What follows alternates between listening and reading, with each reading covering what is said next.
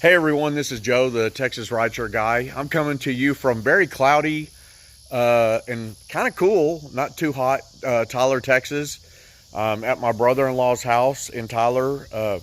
We come here usually once a month and spend a weekend and hang out and have a good old time. So I thought I'd make this short video and talk to you guys about how you can make money driving for Uber and Lyft. I'm going to keep this short, probably 5 minutes. So I'm going to cram in as much information as I can. So I heard a UberTuber the other day talking about the quad. The quad is the way that you, my understanding is the way that you bring in income. The first part of the quad is employed, means you're working for somebody. You have a boss. You get a paycheck every week, every 2 weeks, once a month, whatever. You're a waiter or a bartender. You work for a company, okay? That's what employed is. But then you move up into self-employed. That means you found a niche, not an itch, a niche. In our case, all of us, we are self-employed. We have Uber and Lyft. We don't work for Uber and Lyft. We contract for Uber and Lyft.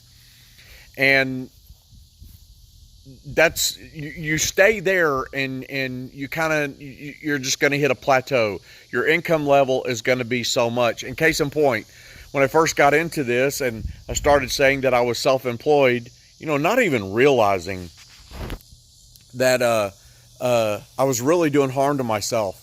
I was making $500 to $600 a week on average, which is about what I was making when I was employed.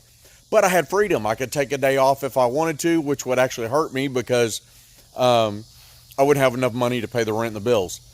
And I was kind of sitting back on my laurels. My wife was working. She was bringing in about $1,000 to $1,200 a month. And so I kind of sat back on my laurels.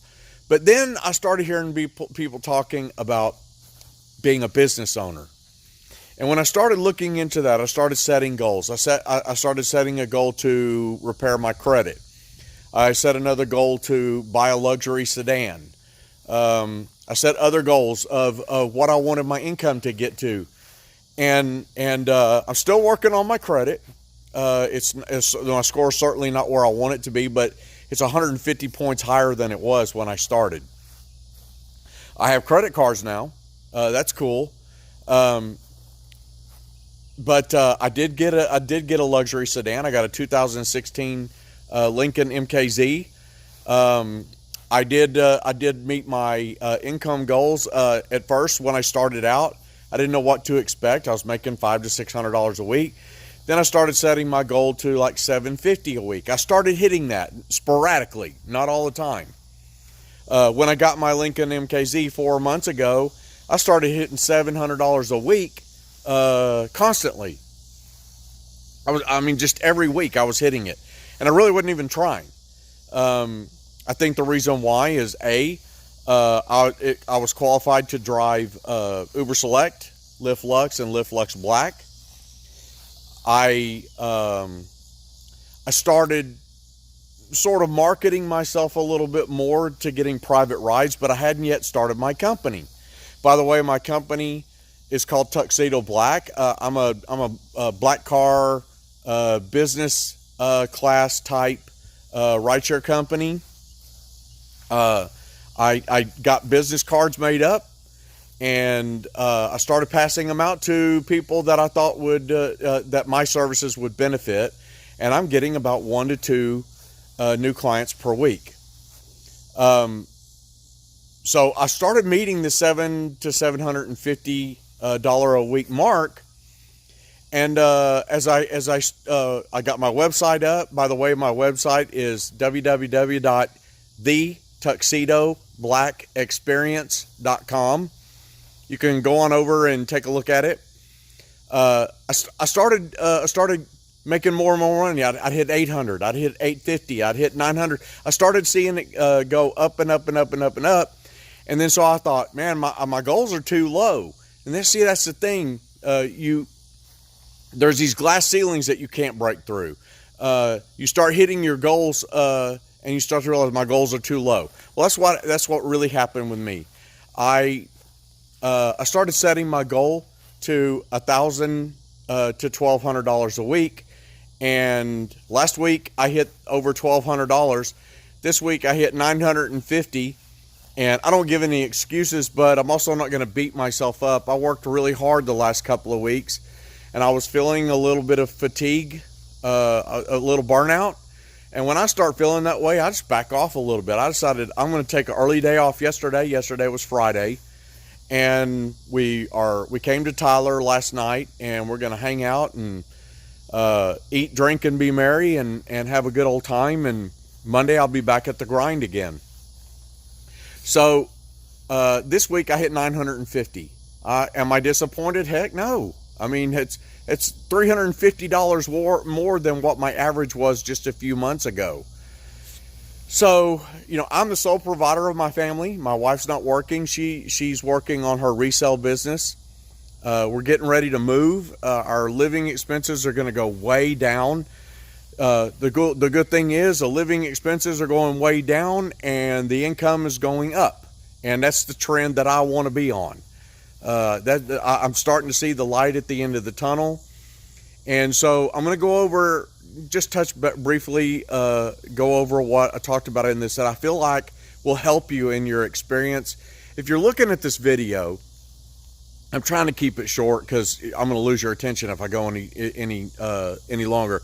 If you're experiencing just not enjoying, you feel like you're just being negative all the time, you should really do some inner reflecting on this and ask yourself some pertinent questions. Why am I doing this? I'm just going through the motions. I'm driving every day. I'm not having fun at this. That's a dangerous place to be, if you ask me. So here's what I'm going to recommend. One, I recommend you get a newer model car. If you have a way to do it, find a way to do it. Set a goal, work on your credit. Don't overextend yourself in a loan. I got my car payment's $300 a month on my car. That's very doable. I got a great loan rate. I have a warranty on the car with no time limit and no mileage limit for $79 a month through Car Shield. I recommend them. Seem like really nice people. Listen, they're a NASCAR sponsor, so they're big. They've got great ratings. They are with the Better Business Bureau. I felt very comfortable talking to their sales rep, and I feel very comfortable with the warranty I have. And we'll see in the future once I finally need a repair. But I feel good about it. I'm covered. So I do recommend getting a newer car, get an extended warranty, so you're covered on that, so there's no surprises. And also, I recommend you start doing private rides. Get some business cards made up, make up a company name. I'm getting ready to go down and go get my DBA in the county that I live in. That came as a recommendation from a passenger that I met the other day, and she's a business owner, and she highly recommended it. So get your business name, get your business cards, start doing that. Find some side hustles. Find some other part-time work from a friend's business. That's what I did. I've been doing this now for 3 or 4 years with this one particular swimming pool company. Get yourself some side hustles, so that way you got other income coming in besides Uber and Lyft. Because we all know in the summertime it gets slow. Now fall's coming, business is going to pick back up, and we're all going to be doing pretty good.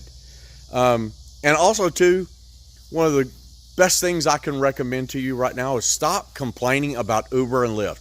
We all know what those companies are, what they're capable of, and we all know that this is a temporary thing. Uber and Lyft, they are not going to last forever. I think these companies are running themselves into the ground. So I recommend you start working on a plan B, which is exactly what I'm doing with my own rideshare company. I'm planning on buying another vehicle next year. So anyway, I've gone over these things. I don't pretend to be great at making these videos. I hope the information I gave you is helpful. If you have any questions, Leave a comment or question down below in the comment section, and remember to subscribe down below.